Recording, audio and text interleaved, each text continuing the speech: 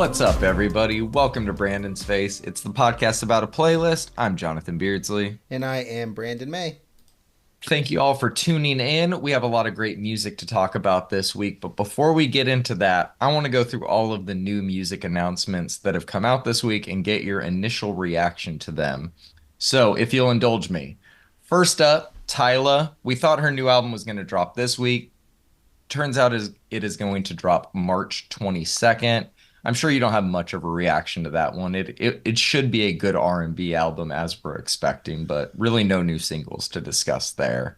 Yeah, I'm actually fairly excited for that one. You've turned me into a little bit of an R&B head, and seeing her name on the Coachella lineup, which I think that's real, right? That's going to be interesting. Yeah. It was exciting to me. You know, we've got a few on the Coachella lineup, and Tyla's name we had just covered one of her singles or something like that, and I actually think that's a good move for her, even if the album is done, because the album's going to come out just a couple of weeks before Coachella, and I think that's going to really do well for her. I think so too. Her streaming numbers are huge. It's always interesting to see how that translates to crowd size at an event like Coachella. I think she's going to have a good turnout. It'll be interesting though with really one big hit so far to see how many people are going to go invest in her set when I feel like most people are going to be there just to hear Water. Yeah, probably. All right. Big one this week. Charli XCX announced her new album. The new single Von Dutch came out today. We'll talk about that new single next week, but that's due out this summer. Summer feels like the right time for a Charli album. I will say it feels a little early to announce a summer album, though. What are your thoughts on that? Yeah, I'm just dreading the long rollout, you know? Yep. I mean, hopefully it's a good rollout at least. The first single is interesting. There's a fun music video. You should look that up if you have time this week before we talk about it next week. Musically, I don't think it's going to be anything too new. Some danceable hyperpop. Yep, that's Charli. Yep. Knocked Loose, new album May 10th. What's your reaction to this? Oh man, I'm ready. Let's go. Same. That's going to be a lot of fun to listen to, I think, and I think they've found a little pocket of kind of pleasing all of the core fans. You've got deathcore fans, you've got metalcore fans, you've got the hardcore fans that are all they're all in on Knocked Loose, and I'm excited to hear what they chug out. The music video for this was shot on film, which is pretty cool in their hometown. I like awesome. where they're starting this off at. Yeah, it's a fun song. We'll talk about that one next week. A.G. Cook's album comes out May 10th. The title track is Britpop, which is really just a sample of a Charli XCX song where she says Britpop. Yeah. He's produced some of her music. It makes sense. That one should be interesting. Are you familiar with A.G. Cook's music at all? Not particularly, no. All right, well, we will go into that one as blind as possible. I think that'll be fun. All right. All right, I've been waiting to get your reaction to this one because I saw it yesterday. Cloud Nothing's new album, April 19th. Oh my God, What's your reaction? I'm so excited. You know that I love Cloud Nothings. Yes. You showed me Cloud Nothing. They're so consistent too. That's what I really love about them is that they're just I know I'm gonna have a good time with it, and if they surprise me, then so be it. But I'm loving the new single. Really excited for this one. I'm excited for you. We got Richie of Injury Reserve. He's dropping his first solo album. He dropped a new single with Amine this week. We will be talking about that one next week. Did you ever listen to Injury Reserve? Here and there. I've never dived in though. Well, sadly, one of the members passed away a few years ago. I don't know if they still use the name Injury Reserve. I think they'd have a different project. Richie's in a different one called By Storm and is also doing the solo one. Really, really good group. They've worked with Amine a couple times, so him being featured on this first single is not a big surprise. Sick. All right, new St. Vincent album was announced today. Did you see this? I did see this. The reaction to Daddy's Home was so split. Mild. It was split. Longtime fans of her were pretty stoked on it. I was pretty stoked on it. I thought I really liked it. You didn't, and I think that's kind of the divide, right? I think there was not a whole lot of middle ground with that. I am interested to see what she does. She always has an interesting approach to music, and so let's see. I'm excited for it. Yeah, it seems like there will be some features and contributions from Dave Grohl, Josh Freese, as well as a handful of other pretty well-known musicians. It should be Nice. interesting at the very least. Yeah, that sounds interesting. And the last new album announcement I have for today is 21 Pilots' new album is due out May 17th. They dropped a track today. I don't want to spoil too much. I will say it dives a little bit more into, I wouldn't call it rap, but they're more hip hop side of things with a little bit more of an electronic edge.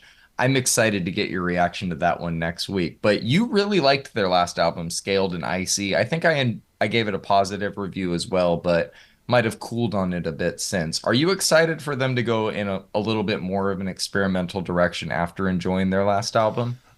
Yeah, I would be if that was really what they were doing. A lot of bands are putting out lead singles that are weird, nifty, or True. otherwise, and then the One-offs. whole album is not like that. So I just have this feeling. This is my initial gut reaction that whatever we get as singles might not be representative of the entire project. But you are right. I did like their last album a lot. I think I think I'll like this one too. Probably. We'll see. I will say the new single took me 2.5 listens to fully enjoy, so keep that in mind when you finally get to it. Will Um, do. any any news you got for me this week? No, nothing. No. All right. Then let's dive into this week's show. First up, new single this week from SZA. It is called Saturn. This is the one she performed at the Grammys a few weeks back, and it sounds just as good as the live performance. I believe she even released the live rendition of it. This is my song of the week. It's been a battle between this and another one we'll talk about soon, but the queen gets the crown for a reason. Did you like this? Yeah, man. Soft, sultry SZA. She just Yep. kills this. Her voice is insane, bro. Really, really good stuff. We got a new one from Sir and Isaiah Rashad. I'd say this one leans more in the R&B direction than the hip hop one, but it's a good collaboration. It's called Karma. What's your reaction to it? As expected from these two, it's a killer track. Massive chill vibes. Really good stuff, man. Sir is massively overdue for a new album. I think 2019 was when his last one came out, and I would like a new project. This would be a step in the right direction if it's a single for one. We'll find out Agreed. soon. All right, Zayn's back with her first new single since January, I believe. This one's called Problematic. It's not as catchy as Hooked was with that like Mariah Carey-esque vocal run that she did on that one, but it is more of the same in that it is very good, very catchy R&B. Were you a fan of this one? Yeah, it's just a lot of fun, man. It is a lot of fun. All right, we got a new one from Ethan Lowe called Kiss and Tell. I don't think we've talked about him. Kat and I found him, my wife, we found him through kind of a deep dive through a lot of K-pop one night. I would say he is more just straight up R&B, and I think he's from Los Angeles, not Korea, but people love to nationalize everything, I guess. This is a really, really good track. You know, I like this type of beat, this type of flow. You don't always, though. Was this a thumbs up or a thumbs down for you? What's funny is my notes start off with usually this type of R&B is a little slow for me, but there was something about this track I really loved, man. The vocal performance and the percussion are just on point. I love the visuals on the album artwork. I actually really liked this song. Yeah, we've never talked about Ethan Lowe, and yeah, we'll see. Do you think he lives in Koreatown? Do not know. Uh, dude, man, yeah, it's so weird. There's a handful of I would say Korean R&B artists that are just lumped in with K-pop for some reason. I'm sure It's they enjoy a streaming boost because of it. So right, if the rising tide helps all ships, then please be. right. All right, this is my runner-up for Song of the Week. It's the new one from Free Nationals, ASAP Rocky, and Anderson .Paak called Gangsta. I love this one. The music video is insane. Uh, no complaints. What are your thoughts on this one? Anderson .Paak is just so smooth, man. And ASAP needs to drop a new fucking project already. This was great, man.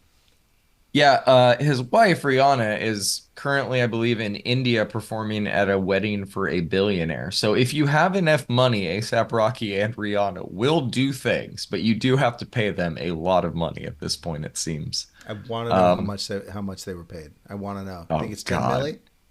I want to know the cost and then I want to know the length of the set list. Because if it's just like Love on the Brain, maybe not that much. Maybe you just take the free trip to India. But yeah, I don't know, man. I'm sure it's seven figures at least. Her last performance was the Super Bowl. So yeah, Right. it's been a while. Right. All right, new one from Flyanna Boss called Yeah. This is their first. This is the first track of theirs I've really, really liked since You Wish. I wouldn't say they've been putting out duds since then, but nothing that's really hit. This one hit. Did it hit for you? Bestie goes wherever we go, John. As This is so always. much fun. So much fun. All right, new one from Group Love called Chances. You a fan? Moving into the rock side of things, yeah, man, this Yes. this band must have so much fun in the studio. This song gives off like such a freeing energy. I don't know, man. Maybe I've just got a soft spot for this band, but I really like this one. I mean, you do. I am typically a little harder on them, but I like this as well. This is kind of within the realm of the this is this era sound, and I Yeah, dig it, man. It's fun. It's a good cool. time of year to release this one too, Yeah, going I into agree. spring. New one from Lola Young called Intrusive Thoughts. This one, I'd say all of her music is in the alternative indie pop range. This one, especially in the alternative and indie direction, a little bit slower than her last few singles, but I enjoyed it. What about you? So, because the melody and the instrumental are so simple, I knew that she was trying to say something with the lyrics. And I love the lyrics here. The personification of thoughts that she does on this one is really Yes. good. Very interesting. I really liked it. Yeah, it's good. Still no new album announcement, but it is inevitable at this point. Yep. All right, we have a new one from Stars Hollow called Acne Scars. How are you feeling about it? You just know I'm going to be adding a band called Stars Hollow to the playlist, man. You Gilmore Girls head. This is a good song, man. It's catchy. It's got those twinkly riffs. It's good, man. What'd you think? I liked it as well. It hits all the same notes that you were saying. Right. The name was hard to get past in terms of like thinking about other things though. Are you Team Jess or what? You're a Team Jess I mean, guy. I know you obviously, but are. I'm a team Lorelai, not Rory. So As long as you're not Team Dean, am I right? All right. So we got a new one from Microwave, Bored of Being Sad. I think we've talked about Microwave on the channel, but it's been a while. How are you feeling about this new one from them? I absolutely love the lyrics on this song, man. Microwave Same. does it again. Just Yep. it's catchy. It's got the riff. It's got it all, man. This is a good song. This is a good song. It is really good. I instantly threw it on my The Scene Isn't Dead playlist, and it's been heavy in my rotation all week. Back to back with this next one from the Wonder Years, Year of the Vulture. I don't really have much to say about it because it just sounds like good Wonder Years, which is all I really want when they release this song. Did you enjoy the new Wonder Years track too? This is actually my song of the week, man. Yes. This band performs with such passion, dude. It is insane. It's a fantastic song. I hope we have another album on the way. This they just continue to put out fucking great music, man. It feels like it would be a quick turnaround, but I would not be surprised if they had another album or at least an EP on the way. I could Yeah. see that. Okay, man, my curveball of the month, maybe. We got the clipping cover of Tipsy, which when I heard it came out, I kind of eye rolled. I jokingly hit play and it's good. Yeah, I was gonna say it's surprisingly good, man. It is dun, dun, dun, dun, dun, dun. Like whatever they did for this one just works, man. I really like it. The verses are a lot of fun. I was like, I think Brandon will fuck with this as well. I sure do. It is interesting. I've always It's very been curious about clipping. I've never dived in, but I'm still curious. same. We are no different in this. Maybe we'll dive in more one day. It was fun to dip a toe in for now though. Agreed. All right, we got the Mac Deklos remix of Pussy. What are your thoughts on this one? I really liked the original. I thought this remix kept that Pylo bounce, though. What about you? Yeah, that's why I threw it on because remixes don't have to completely reimagine songs, and this one didn't. But Mac Declos put some spices on it. Yeah. Undeniable groove. We haven't gotten a lot from Boys Noise Records in the last couple years, really, and I was excited to see a Boys Noise Records release here. Same, same. It has been a while. I feel like there's been a few others just on artists that aren't quite on our radar. I'll have to look more into that though. Couple of randos, but we actually got a new Boys Noise song to cover next week. So We do. I'm very excited. All right, we got this new one from Weska, Lift You Up. Talk to me about this one. my notes say house. Yes. Can confirm, Brandon, this is house. You are right. You're not going crazy. Good track from Weska. Yep. All right, man. This new one from Loon, it's the Symphony Number 5 in bass minor. It's good. It sounds like Loon doing Symphony Number 5, but I don't know. I'm a little tired of the classical EDM I reinterpretations. As totally hard as agree. the strings hit, this has been done so many times. We've covered Yes, we have. a one of these types of songs maybe twice already. Yeah, good job on the cover, but dear God, please end this trend. Yeah, this is a swing and a miss. I'm not. I'm like it's cool, but I'm not going to come back to it. This is actually the No. first Loon track that I do not exceedingly like. There's obviously moments that are pretty cool, like the D&B section is really cool, but eh, Not to say people can't try, but like you're literally never gonna outdo the Wolfgang Gartner version no, you just won't. of these. That's the best version of this that will ever exist. All right, we got a new one from Netsky and Dylan Francis. Nobody likes the records I play. I will raise my hand because I did not really like this one. Did you? All right, this song is very obviously obnoxious, but I mean Yes. that in a like endearing way, I guess. Like every time it came on, I didn't want to skip it.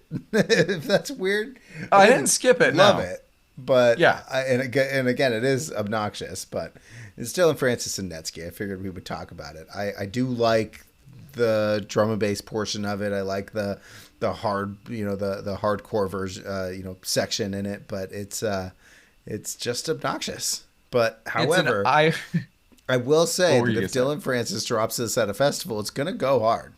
Oh, of course it is. And anybody that's going to a festival Dylan Francis is playing at should go see him. He is great live. Yep. But yeah, it's an eyebrow raising collab that is worth hitting play on, but probably not much more. Yeah.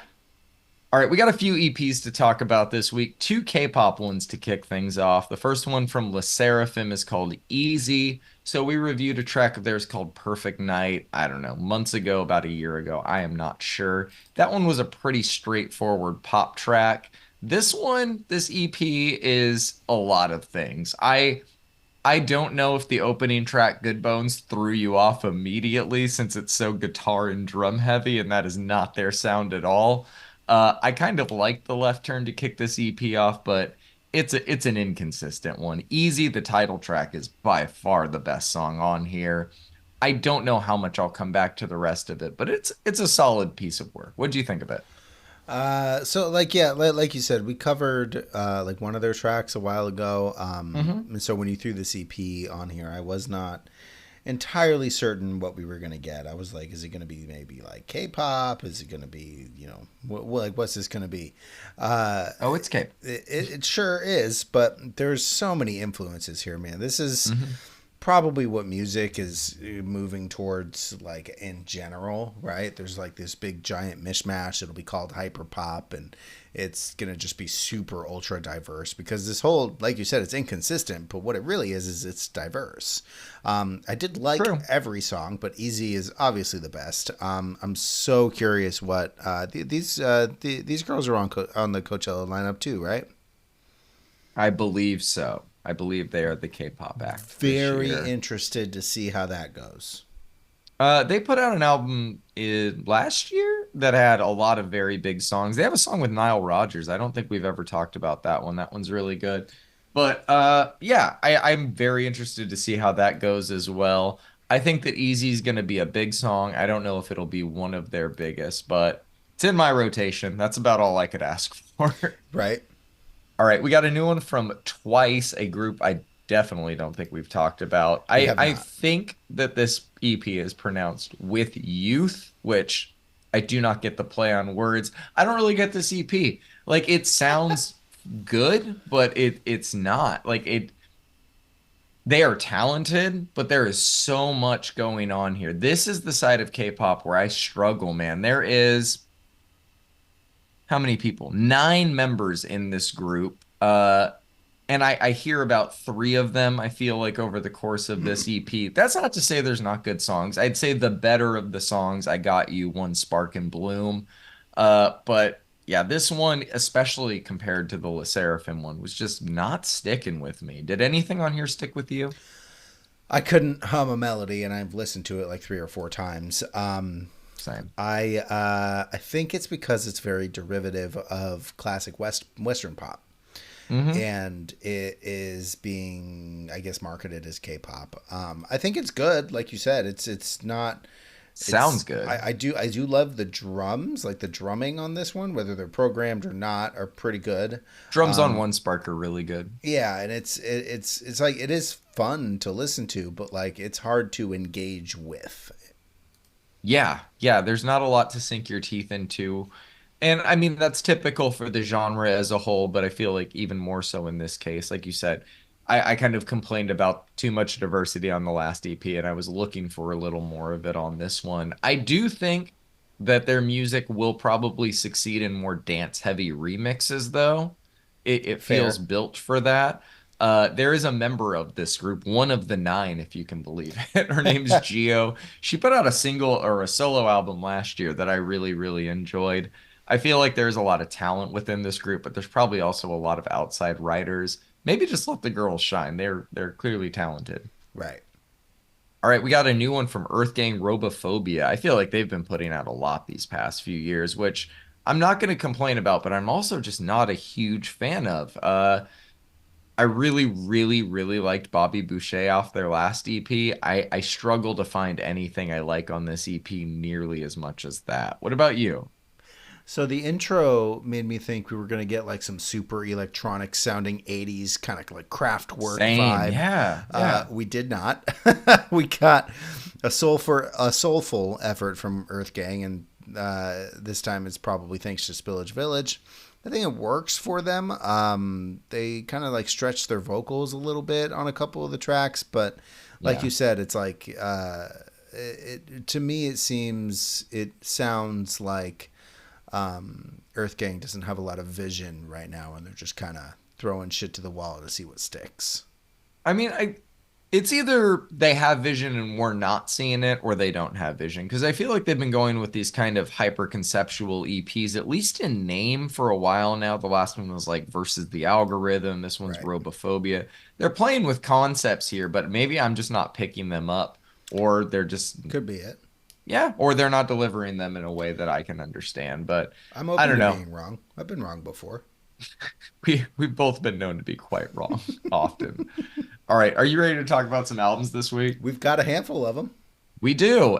Starting with the new MGMT album, Loss of Life, man. Talk to me about this one. So let me preface this by saying I've been a pretty big fan of MGMT for a long time. I got into them in the early 2010s, shortly after they dropped Congratulations. I immediately consumed both that album and their first album, Oracular Spectacular. After hearing Loss of Life, it's like they've kind of like invited me to go back and figure out why we all fell in love with the band in the first place. Little Dark Age has had a few moments on social media, and I think that has kind of made them like more of a household name. And trust when I say I actually did really like that album, but like I said when we talked about it, it's not really them. They really took it back with this one, man. Intro aside, Mother Nature really starts the album off and sets the stage for what we're to be expecting. Probably why it was the lead single from last year. Up next is the very fun and slightly 80s inspired Dancing in Babylon with Christine and the Queens. This actually released as a single. I didn't hear it because it was only 3 days before the album dropped.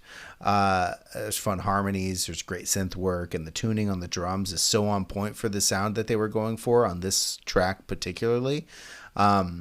People in the Streets, it's like a great psychedelic track with like this sick synth solo towards the end as it builds and progresses into something new.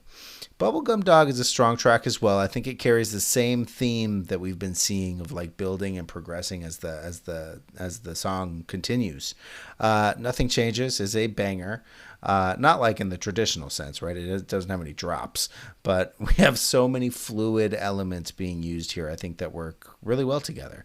There's a saxophone, there's tuba, synths, subdued lounge style drums, and an excellent bass line. It's really great, man. Frady's song is probably supposed to, but it's like a lullaby. It like puts me to sleep. I skip it every time, even if I do like it, right? Mhm. The lyrical commentary on I Wish I Was Joking is great. The municipal parking and the $6 coffee and drugs ruining literally everything.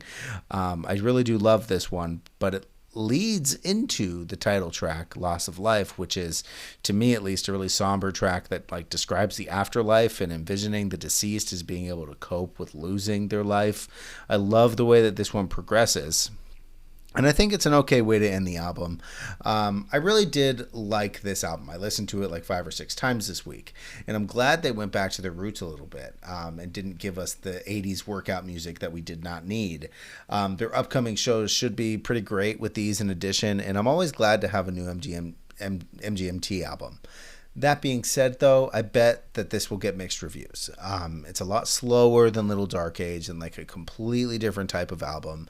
It slows down quite a bit and just kind of hangs at a slower tempo about halfway through. While I really appreciate the artistry, you know that I like it when they close on a bigger bang than what they did here. It's somewhere between a 7 and an 8 for me, man. I really did enjoy it. It felt like an MGMT album, but Nothing Changes is my standout for sure. Good song.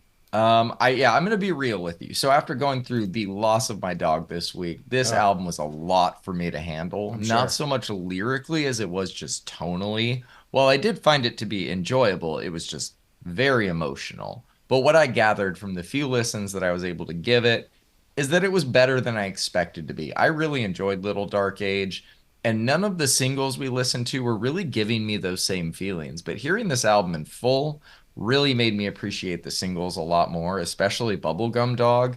People Yep. in the Streets is another favorite of mine on here. I think it's going to take me a few more listens to have a firm grasp on my feelings for this one. But so far, I do really like it. Not as much as Little Dark Age, but significantly more than Congratulations, and they're self-titled. And I will just leave Oracular Spectacular out of this. I'm going to give this one a 7. My standout is Bubblegum Dog. Nice. All right. New one from Real Estate called Daniel. Were we allowed to listen to this one not being named Daniel? It's illegal, but as long as nobody here calls the cops, I think we're going to be okay. I still never heard about how that show went. I'm sure it was a good I'm time. sure it was a good time, man. I'm sure they let everybody in. What are your thoughts on the new one from Real Estate? Real Estate, the surf rock band that never changes, and we love them for that. But we did actually get a lot less fuzz than we normally do from them on this album. Mm. And while I think that that's okay, I've never really realized how similar they sound to Fountains of Wayne when they don't have their fuzz pedals on. This album is good. It's great for just chilling. It's great for blunt rotation and super, almost excessively chill. I think I prefer their sound from Days, their album Days, the best still. But I always enjoy new music from them because it's always going to be a chill time. They have like a tiny bit of their older style on Market Street. The drumming throughout this record is fucking great, man. I think the vocals are great, but there's not really like a big standout here because they all just kind of bleed together. That's fine. That's obviously what they were going for. That's what they have been going for a long time. But it's not something I think I'm going to come back to a lot throughout the year. Maybe I will. I probably will revisit it like a couple of times, but not. I don't think we'll be talking about it at the end of the year, you know. 6 out of 10 for me. You can pick any song. They're all essentially the same. What did you think? That's an interesting way to phrase it. It's okay. It's just not quite my tempo or like Fair. preference when it comes to indie music for that matter. nothing objectively bad about it. It just did not do it for me this week. It also had the unfortunate task of coming right after the new MGMT album on the playlist Yeah, I and know. might have suffered from some tonal similarity issues for Oh me. no. I'm gonna come back to this one when I'm able to separate it more from the context of the week it was released. But Yeah. so far, I am not loving it. I'll give it a 5 for now. My standout, without question, is that two-song run of Market Street and You Are Here to End the album. Yeah, Market Street's a really good one, man. Really, really good one for sure. All right, man. Got a new one from Erika de Casier called Still. You already know that this is my album of the week. For sure. She took everything that she did on her last album, combined it with everything she's learned from her run of features and writing since, and used it to give us an early contender for R&B album of the year. Her vocal tone, ability, and ear for melody is just really special, and it's on full display on this album. We've already talked about Lucky and Ice, and they remain two of the highest points of the album, but there is a wealth of album cuts worth talking about on here. The way she's just kind of feeling herself on the Princess, the way the beat rides out at the end of Ooh, just everything about my day is off. It's just really good stuff, man, and great features on this album too. They Hate Change absolutely kill it on Ice. Shy Girl, I think, adds a lot of depth to Ex-Girlfriend, and I really like Blood Orange touches on Twice, or I think they're really nice. This one lived up to my expectations, man. I'm gonna give it a solid 9. My standout is Ice because how could it not be? What are your thoughts on this one?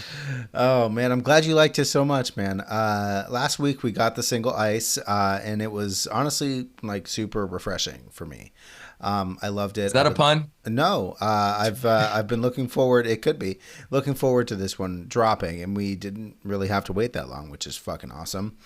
The intro sets up the album perfectly. Soulful vocal show off that just bleeds right into Home Alone. Hmm. I immediately know that this album is going to have immaculate production. Spoiler alert, I'm right. The whole thing is insane instrumentally, but Yeah. it wouldn't work very well without Erica doing her thing on the vocals. She's got this carefree and lackadaisical style of singing that like entrances me, man. It's so confident. It's perfect for the instrumentals that she works on. Lucky has a fantastic beat with that piano melody that sits at like the perfect volume level in the track. The breakbeat percussion is fantastic. The Princess is a 2 minute like soft show off of her range. She does that again on Anxious. The Ooh has some just fantastic production, man. The beat, the Yeah. mixing, everything is like immersive. Her collab with Shy Girl is really good. Her collab with Blood Orange is also really good. I love the jazzy drumming on Twice. The parts of this album I really love. But it can drag a little bit for me. And when I'm not Sure. like fully engaged with the music, I had a hard time paying attention. It doesn't grab me unless I've already like pre-grabbed myself. You know what I mean? Yeah, for sure. I'm going to be returning to it for sure, though. It is a really good headphones album. And every time this week I was in the mood for R&B, I was like, yep, this is it. It's Yeah, somewhere I think between a 7 and an 8 for me. yeah. I actually really like Home Alone, so Ice and Home Alone are going to be my standouts from this one. That is more than fair, dude. Yeah, I kind of agree with you. I think that it is not one to passively listen to. You kind of have to be in the mood. It's very similar to that Amalou album last year. Like Mhm. you can't just throw that on and it's going to be great to just do anything too. But if you take the time to dig into it, it will reward you. And I think this one's the same. Yeah, this is a great headphones album, man. Glad you enjoyed it, man. I'm I really did. I glad. really did. All right, the new one from Darkest Hour is out. Perpetual Terminal. Been excited for your thoughts on this one all week. Forgive me for my long ass review of this one. I did a track by track here. So, Forgiven. as you know, but maybe our listeners may not know, I've been a pretty big fan of Darkest Hour for a long time. I first listened to them back when they were on Victory Records, which had bought the rights to their album a long time ago. In 2005, they released an insane album called Undoing Ruin. They combined all of the sounds I was listening to and discovering for the first time so efficiently in that time period. It's melodic death metal, there's metalcore, it's thrash metal, there's hardcore. I have listened to and loved all of their albums since, so don't expect any bias from me on this one, John. Kidding. Darkest Hour on their 10th studio album have again created magic for me. The album starts with the title track that we heard as a single back when it was first released in November. I love the way that they have continued to push melody and their like acquiescence to some of the folky guitar work towards the end on this. It's having me feel like they've been listening to a lot of black metal lately, but not really incorporating a lot of that sound, really only like the acoustic style that like Enslaved does really well. Societal Bile has that hardcore bite that we love from Darkest Hour. Basically, just one big breakdown with misanthropic lyrical content.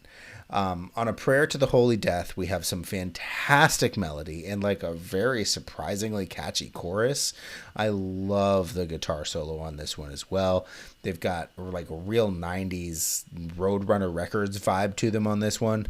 I'm going to quote from the lyrics, "And my torment dies with me," as the backing vocals pray to the Lady of the Holy Death is just real neat to me, man. The screech after the opening in The Nihilist Undone is so good. The drumming on this track is fucking great. It's like a proggy hardcore punk drums with like blast beats and behind like a mellow death guitar track. It's so good, man. The soft and like airy guitar solo on this is fantastic. They really let Nico cook. Nico is actually a newer member to the band, joined the band in 2021.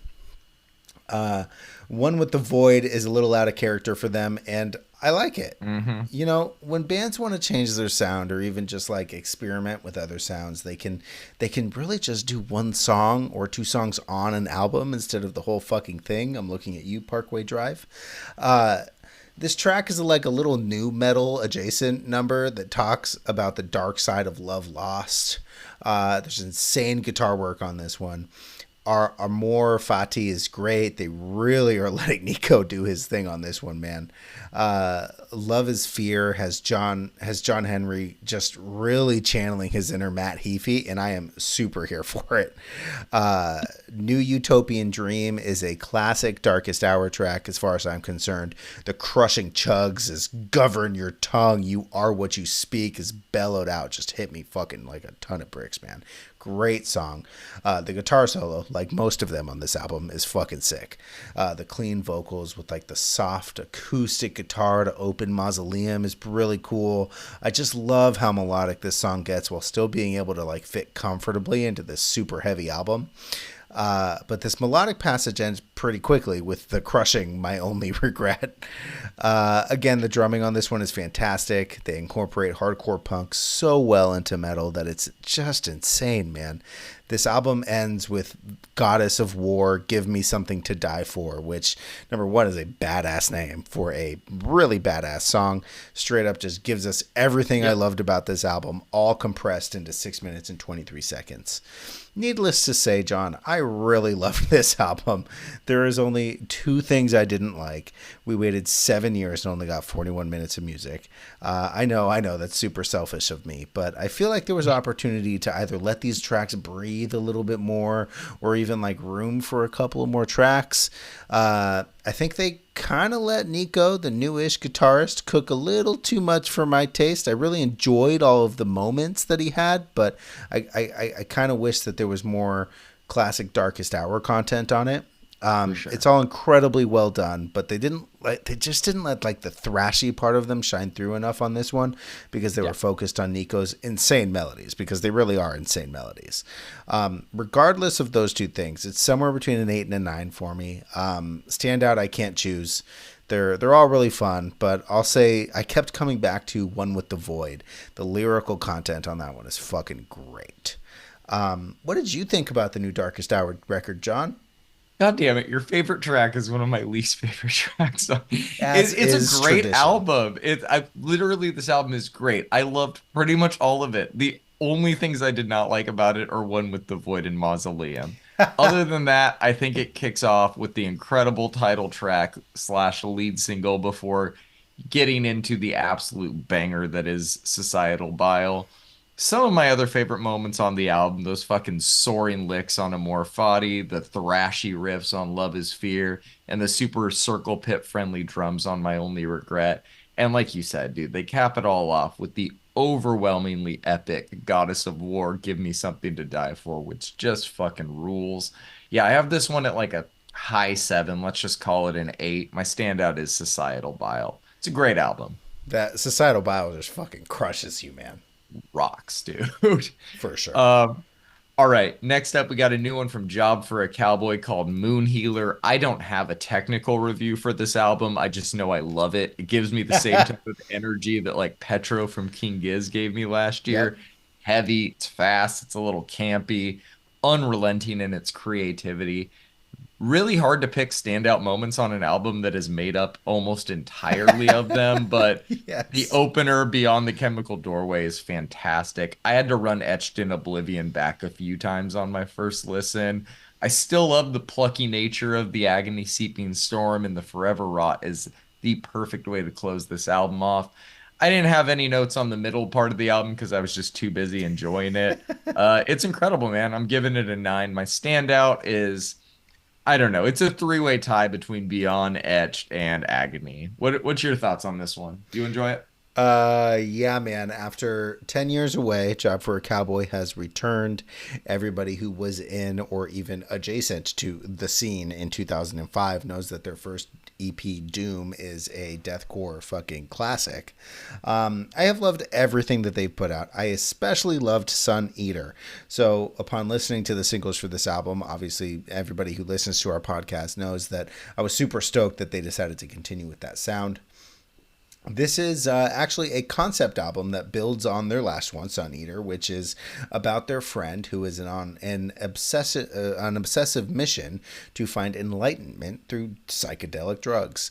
The band explains it more eloquently, than I do, but you get the picture. I got the gist. They Yeah. open with the third and final single they released on this rollout, which, as I said on the podcast, absolute banger.